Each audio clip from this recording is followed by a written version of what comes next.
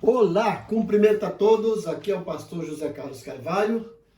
Estamos juntos para mais uma aula, os comentários da próxima lição 12, que será ministrada no próximo domingo, dia 19 de dezembro de 2021. O título dessa lição é A Coragem do Apóstolo Paulo diante da morte.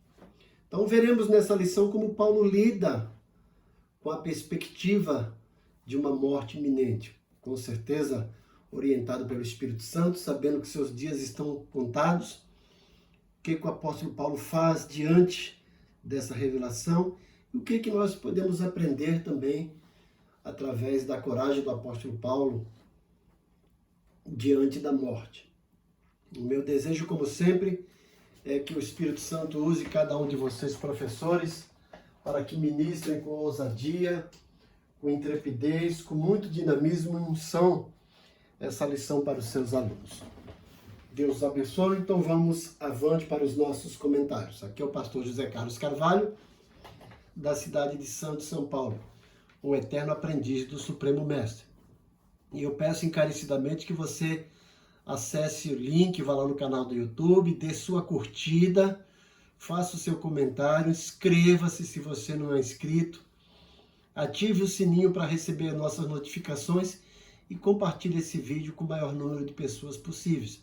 Vamos fazer com que esse canal cresça a fim de edificar vidas e principalmente professores da Escola Bíblica Dominical.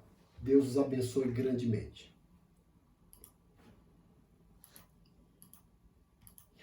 O nosso texto áureo encontra-se na segunda carta do apóstolo Paulo aos Coríntios, capítulo 4, versículo 11.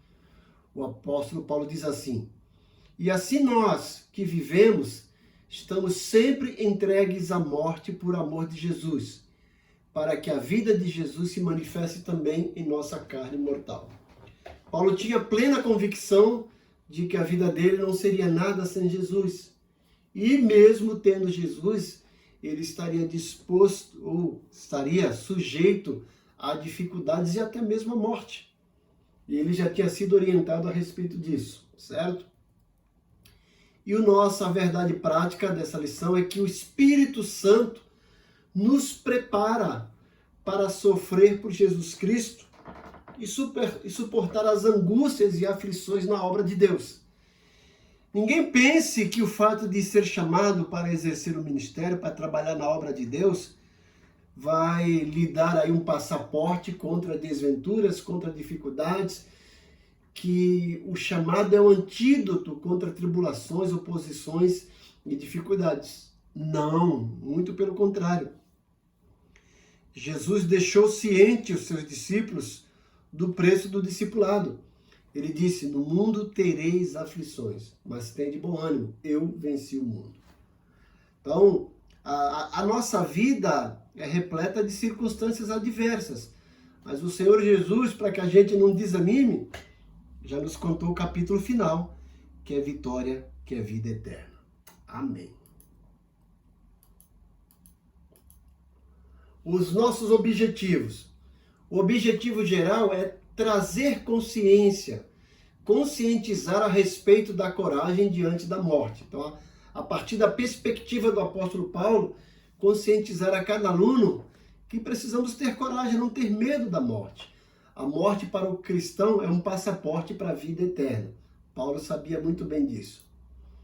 Os nossos objetivos específicos. O primeiro deles é mostrar a consciência de Paulo quanto a padecer por Jesus. Paulo sabia do preço do seu apostolado, do seu ministério, do seu chamado. Não seria uma vida de bonança, de facilidades, muito pelo contrário. Uma vida de oposições, de perseguição, sofrimento e até mesmo sujeito à morte. O segundo objetivo é apontar a coragem para enfrentar as ameaças de morte. Então, além da consciência que Paulo tinha de que iria sofrer, ele também é dotado, possui uma coragem vinda do Espírito Santo para enfrentar as ameaças de morte e até mesmo as dificuldades que ele enfrentou no dia a dia no seu ministério. E o nosso terceiro objetivo é destacar as acusações e até mesmo a prisão de Paulo no templo. Quantas acusações injustas ele sofreu, a prisão que ele teve, né? E como que ele lidou com tudo isso, ok? Como sempre, espero que o Espírito Santo use cada um de vocês, professores. Vamos então para o nosso ponto central. O ponto central da lição é: tenha coragem diante da morte, né? Parece algo pesado, algo impossível de cumprir, né? Ter coragem diante da morte, mas isso é possível através dos méritos, da força, da unção que o Senhor nos concede através do Espírito Santo. Vamos interagir com o professor. Percebemos que a nossa vida, o nosso tempo, a vida que vivemos é marcada pelo imediatismo. Queremos tudo para agora, para o hoje, para o imediato. Isso nem sempre é verdade. Poucos de nós se preparam para a morte. A gente vive essa vida do comodismo, do imediatismo e não fazemos planos para a morte.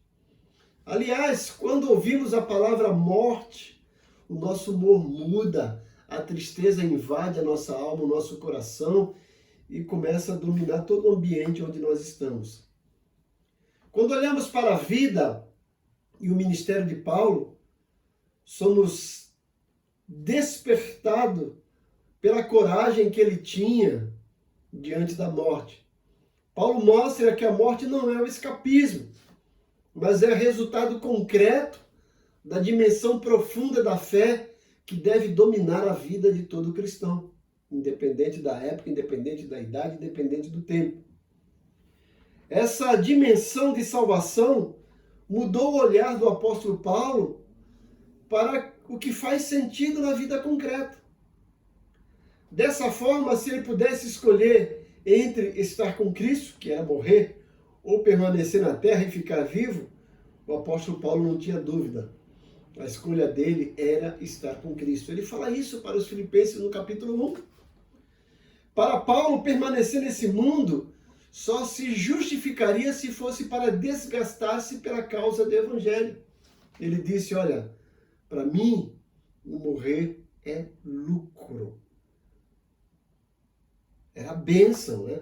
Porque ele teria um corpo glorificado e estaria com o Senhor longe e afastado das dificuldades e as pressões do dia a dia e até mesmo da morte. A nossa introdução da lição. Temos que ter consciência que Jesus deseja que o chamado nosso ao reino de Deus seja de forma consciente, que nós não sejamos iludidos. O Senhor não iludiu seus discípulos a respeito disso, e Ele não quer que nenhum tenha a ilusão de que o chamado é o mar de rosas, não. Ele deixa bem claro as dificuldades de assumir o chamado. Muitas vezes esse chamado requer fazer a sua vontade, a vontade de Deus, mesmo que essa atitude coloque em risco a nossa vida. E é sobre essa coragem para fazer a vontade de Deus que estudaremos nessa lição a partir da perspectiva de Paulo. Independente de Paulo saber que iria morrer logo, mas ele não desanima, pelo contrário, ele tem coragem e escreve as palavras fantásticas no seu epitáfio, em 2 Timóteo 4, 6 a 8, né? Onde ele diz, combati o bom combate, completei a carreira, guardei a fé. Ele tinha consciência da sua morte, mas tinha também certeza de que tinha cumprido com êxito o ministério que Deus colocou nas suas mãos. Vamos para o nosso tópico 1. O tópico 1 diz que a consciência de Paulo quanto à morte a padecer por Jesus. Perdão. O tópico 1 tem como título a consciência de Paulo quanto a padecer por Jesus. Então, Paulo não foi iludido, não foi jogado ao ministério sem nenhuma orientação. Jesus não omitiu para ele o custo do ministério dele. Jesus deixou bem claro, eu vou te mostrar o quanto é padecer por amor a mim. Logo, no primeiro encontro com Jesus, isso ficou evidente de forma clara, que ele padeceria por amor a Jesus. O ministério dele seria marcado por sofrimento, por padecimento. O nosso subsídio pedagógico. Então, a nossa orientação é que o professor inicia a aula dessa semana com a seguinte pergunta. Pergunte para o seu aluno: você tem medo da morte? Deixe os alunos refletirem e responderem a respeito disso, né? Se eles forem sinceros, com certeza vão dizer que tem medo. Mas em seguida, a resposta dos alunos, procure relacionar ou na lousa ou em algum canto os motivos que os alunos alegam mais temer a morte. Por que eles temem? Deixar seus parentes tristes? Deixar de fazer algo que tinha vontade? Procure relacionar esses motivos. Quando a gente olha esses motivos, há motivos de caráter familiar, motivos de caráter profissional e até mesmo planejamentos futuros. E à luz da resposta dos alunos, exponha esse primeiro tópico, destacando a consciência que o apóstolo Paulo tinha a respeito da inevitabilidade de seu padecimento por Cristo. Paulo sabia do perigo que corria, mas algo muito maior norteava, imperava e dirigia a sua consciência e de forma alguma permitia o retrocesso da parte dele. Ele sabia que tinha que pregar o evangelho, mesmo ciente de todas essas dificuldades que ele enfrentaria.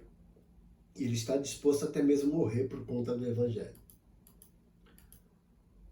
O nosso primeiro subtópico tem como título a insistência de Paulo em ir a Jerusalém.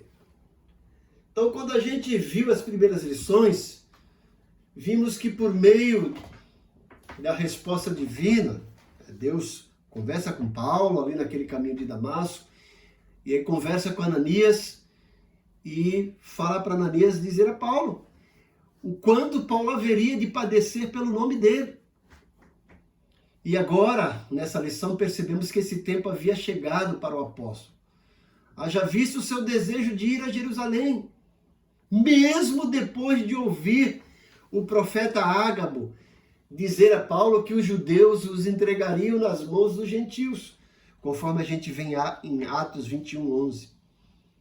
Mas, entretanto, por meio desse próprio Espírito que usou a vida de Ágabo, esse mesmo Espírito dá a Paulo discernimento de que era a vontade de Deus que ele enfrentasse prisões e açoites pelo nome de Jesus, conforme o próprio Paulo reconhece em Atos 20:24, quando ele diz: mas em nada tenho a minha vida por preciosa, contanto que cumpra com alegria a minha carreira. Paulo sabe, olha, morrer para mim é lucro, mas o importante é fazer a vontade de Deus, o importante é cumprir tudo aquilo que Deus colocou no meu coração, e mesmo que o preço disso seja morte. Paulo estava disposto a isso. A profecia do profeta Ágabo, porém, não tinha um caráter decisivo, mas deixava o apóstolo Paulo com a consciência livre para ir ou não a Jerusalém. Paulo sabia que seu sofrimento era inevitável, primeiramente em Cesareia, depois em Jerusalém. E é preciso que todo obreiro tenha pleno conhecimento das circunstâncias por fazer a vontade de Deus. Se estamos trabalhando para Deus e não tem nenhuma oposição, não tem nenhuma perseguição, precisamos reavaliar o nosso chamado. Precisamos ver se realmente estamos fazendo a vontade de Deus. Porque a Bíblia diz, olha, se o mundo odiou Jesus, vai odiar a nós. O próprio Jesus, na oração sacerdotal, em João 17, ele diz, olha, o mundo me odiou. Esperem também serem odiados pelo mundo.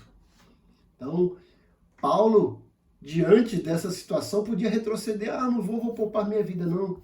Paulo sabia que tinha que ir, que tinha que enfrentar toda essa dificuldade, mesmo que a morte estivesse batendo na sua porta. O seu compromisso era fazer a vontade de Deus. O nosso subtópico 2 vai falar de Mileto para Tiro, o percurso de Paulo nessa viagem. Então, Paulo tomou ali uma embarcação que ia da cidade de Mileto para a cidade de Tiro. conforme podemos observar em Atos 21, versículos 6 e 7. E a despedida dele em Mileto foi muito especial. No capítulo 20 nós vimos isso. Lá de Mileto ele chama os líderes da igreja em Éfeso e faz algumas considerações para eles, os orienta e diz, talvez vocês não me verão mais.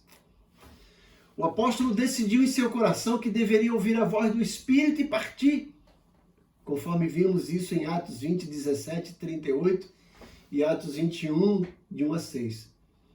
Nada mais de forma alguma o prenderia, nem mesmo os filhos da fé que ele fizera para Cristo. Ele sabia que tinha que ir. Os seus filhos estavam bem caminhados, bem alicerçados, bem alimentados. E lá em Tiro, Paulo se encontra com os discípulos da cidade e foi ali que lhes aconselharam a não ir a Jerusalém, pois enfrentaria muitas ameaças. Veja que esses irmãos oraram de joelhos na praia com o apóstolo Paulo, conforme está registrado em Atos 21, do 3 a 5. Nesse lugar ali havia o bálsamo espiritual misturado à tristeza da despedida. Por um lado, a alegria de ter Paulo lá, e por outro lado, a tristeza de Paulo ir embora e eles não verem mais Paulo. Esse episódio mostra o quanto devemos cuidar uns dos outros, principalmente quando nos encontramos numa missão espiritual. Precisamos confortar, consolar, orientar uns aos outros e oferecer ajuda e apoio. Foi isso que aconteceu com Paulo. O nosso terceiro subtópico do tópico 1 vai mostrar a trajetória de Paulo passando por Cesareia. Na cidade de Cesareia, Paulo aproveitou a ocasião para fortalecer a fé dos cristãos em Cesareia. Veja que coisa fantástica. Paulo, sabendo que a morte o aguardaria, mas a gente não vê nenhum motivo de tristeza, nenhum motivo de fraqueza, pelo contrário, ele imbuído dessa força do Espírito Santo, ele consegue fortalecer os outros cristãos. Ali em Cesareia, Paulo encontrou um dos diáconos eleitos em Jerusalém, que se tornaram um evangelista tomado, inflamado pelo Espírito Santo, Filipe, que é escolhido como diácono ali em Atos 6.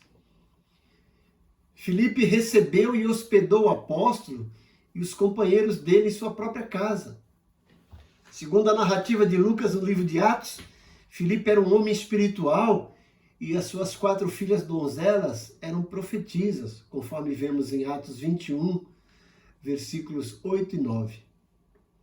Nessa permanência de 8 dias em Cesareia, Paulo não se organizou para ficar mais tempo e resolve seguir pela estrada até Jerusalém. É muito significativo quando o nosso coração está inflamado pela convicção do Espírito Santo. E aí a gente consegue perseverar em cumprir essa missão que nos foi outorgada por ela.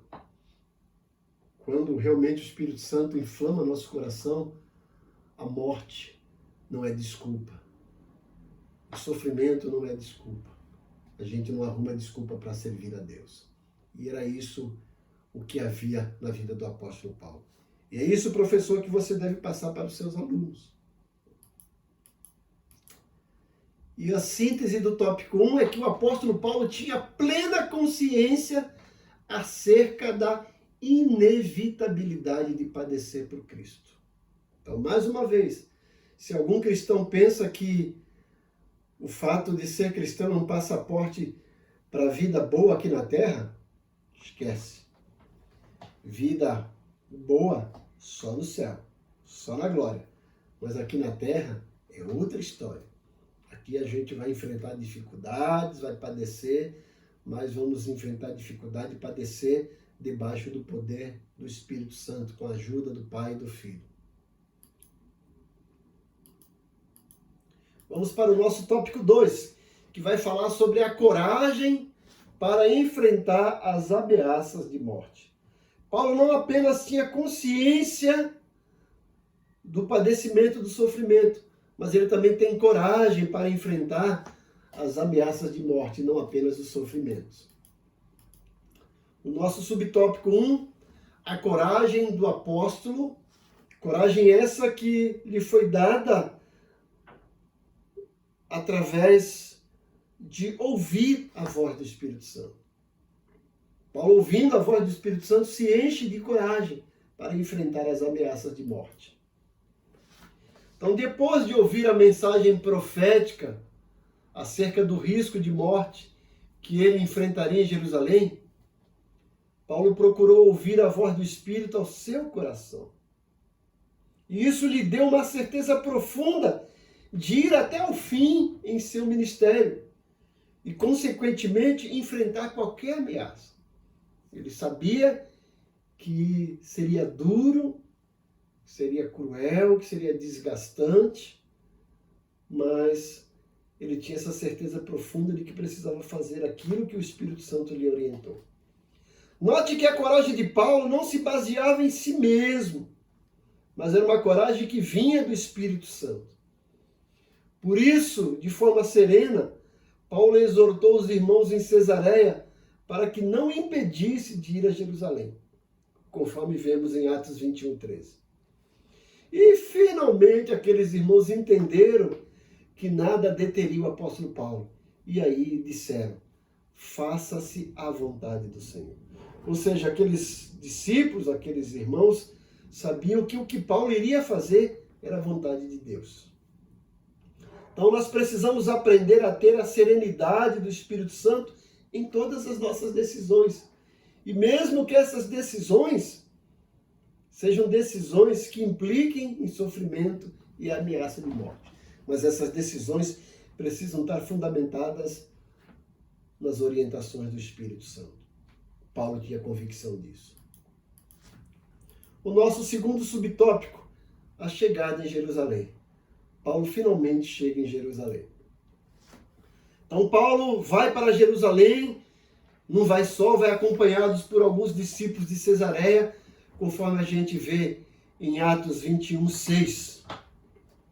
A recepção em Jerusalém foi feita de muita boa vontade pelos irmãos da igreja, conforme vemos no versículo 17. A notícia da chegada de Paulo se espalhou rapidamente pela cidade e a ocasião era festiva. Jerusalém estava recebendo judeus de todas as partes do império para a tradicional festa de Pentecostes. Mas presta atenção, essa recepção calorosa, primária, esse ambiente de festa tinha algo tenebroso reservado para o final, como a gente vai ver mais adiante. Então não se engane que momentos felizes, de alegria no nosso ministério, significa que o ministério vai ser sempre alegria e felicidade. Não. Sofrimento, angústia, perseguição, espera todo aquele que se dispõe a fazer a vontade de Deus. Assim como aconteceu com Paulo. Nosso subtópico 3. Paulo se depara com seus oponentes judeus. No dia seguinte à chegada em Jerusalém, depois daquela comitiva, daquela recepção calorosa, Paulo encontrou-se com os anciãos e Tiago, um grande líder que foi irmão do Senhor, que era um dos principais líderes da igreja em Jerusalém, conforme percebemos em Atos 21, versículo 18, e também Gálatas 2,19. Ali todos ouviram do apóstolo o que Deus estava fazendo na vida dos gentios. Então Paulo teve um momento para relatar as bênçãos, os milagres, o êxito do seu ministério. Está lá em Atos 21, 19. E isso fez com que as pessoas glorificassem a Deus pelas maravilhas que ele havia feito por intermédio do apóstolo Paulo, conforme o versículo 20 nos relata. Entretanto, todavia, não obstante, os irmãos da igreja em Jerusalém não deixaram de mencionar a Paulo a acusação dos judeus que haviam recebido o evangelho, mas ainda estavam presos, algemados ao judaísmo. Está lá no versículo 21. Esses judeus queriam um cristianismo judaizante, queriam que os gentios que abraçaram a fé praticassem todos os costumes e ritos do judaísmo, tais como a circuncisão, a guarda do sábado, entre outras coisas. Paulo, porém, era o contrário, era o paradoxo, era a antítese de tudo isso. E isso já havia sido decidido lá no Concílio de Jerusalém, em Atos 15. Mas esse grupo de judaizantes teimavam em impor essa carga aos gentios e se tornaram uma pedra de tropeço, um grupo de oponentes, de perseguidores do apóstolo Paulo. E agora essa perseguição toma ares, proporções maiores. E a síntese do tópico 2 é que a coragem do apóstolo Paulo para enfrentar a morte tinha como fonte o Espírito Santo. Não era sua coragem, não era o seu conhecimento, a sua bagagem, o seu status, o seu cabedal, não. A fonte da coragem de Paulo vinha de cima, vinha do Espírito Santo e não dele. O nosso subsídio teológico, pegando aí o comentário bíblico pentecostal do Novo Testamento, no volume 2, temos aí que para o crente cujos pecados foram perdoados, a morte já não tem nenhum aguilhão. A morte é ganho e não perda, como o apóstolo Paulo fala em Filipenses 1, 21 e 23. Além disso, o pecado e a lei estão intimamente associados, pois pela lei vem o conhecimento do pecado, conforme Paulo fala em Romanos 3, 27 e Romanos 7, do 7 a 11. Mas Cristo nos redimiu da maldição da lei, conforme Gálatas 3, 13. A morte, juntamente com os inimigos que trouxeram a morte a todos, no caso o pecado e a lei, foram vencidos pela ressurreição. E em louvor, Paulo exclama: mas graças a Deus que nos dá vitória por nosso Senhor Jesus Cristo. 1 Coríntios 15, 57. Veja que Paulo fala, Deus dá, não fala que dará. Deus dá a vitória, presente.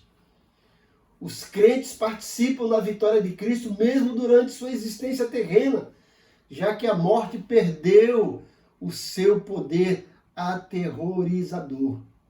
A morte, embora continue sendo inimigo, está incapacitada porque Cristo a venceu. Então esse é o nosso subsídio teológico e o professor tem que passar isso para os seus alunos. Vamos então para o nosso tópico 3.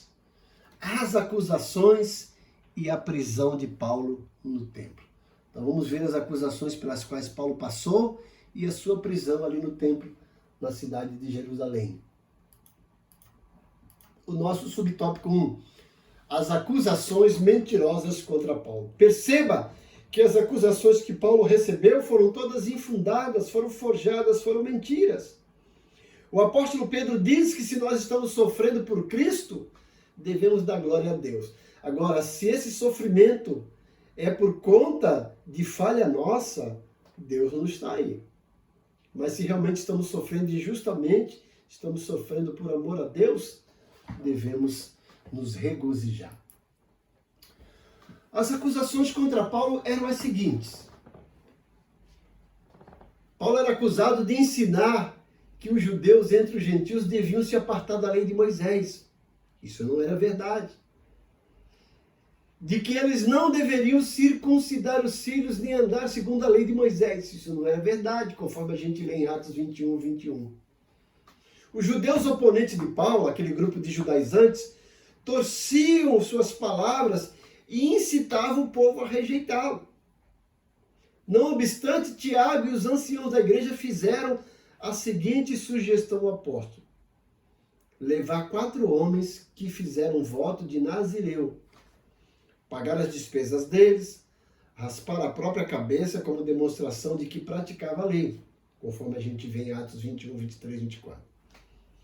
E ainda de que isso nada servisse para Deus, Paulo passou pelo ritual de purificação com os nazireus a fim de entrar no templo. Para ele isso não significa nada, como a gente percebe em Atos 21, versículo 25 e 26. E a gente diz que todo seguidor de Cristo deve estar pronto contra as falsas acusações dos oponentes da fé, quer os de fora, quer os de dentro. Veja que Paulo fala lá de Mileto para os crentes de Éfeso, para os líderes, falando que depois da partida dele surgiriam lobos vorazes de fora e até mesmo de dentro da igreja. Então o servo de Deus tem que estar preparado contra essas acusações do povo de fora, mas também, infelizmente, do povo de dentro da igreja. E isso é o que mais dói. E era isso que pesava no coração de Paulo, seus conterrâneos, os judeus, os judaizantes, acusando ele de maneira errada, falsa. O nosso segundo subtópico, a prisão do apóstolo e o enfrentamento contra os seus algozes. Então, a maioria dos judeus da Ásia, que veio para a festa do Pentecoste, quando viram Paulo no templo, começou a alvoroçar todo o povo e lançando mão ao apóstolo, acusando de inimigo de Moisés, falaram, você é inimigo de Moisés e é profanador do templo, conforme a gente vê em Atos 21, 27 e 28. Os homens que ouviram esses incitadores agarraram o apóstolo e o arrastaram para fora do templo, como Lucas relata. Fecharam as portas, Atos 21, 30. Essa gente começou a pedir o linchamento, ou seja, o apedrejamento de Paulo. E essa notícia chegou ao comandante chamado Cláudio Lísias.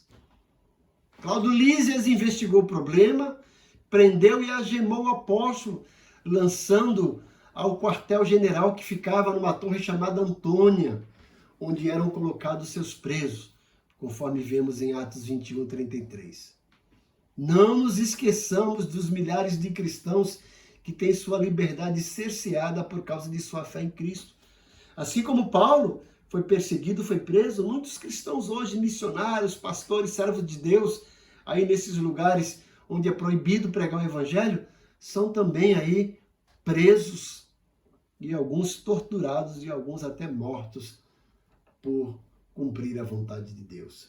Mas, com certeza, assim como a galeria da fé, dos heróis da fé de Hebreus 11 relata o nome de muitos desses, o nome dos servos de Deus estarão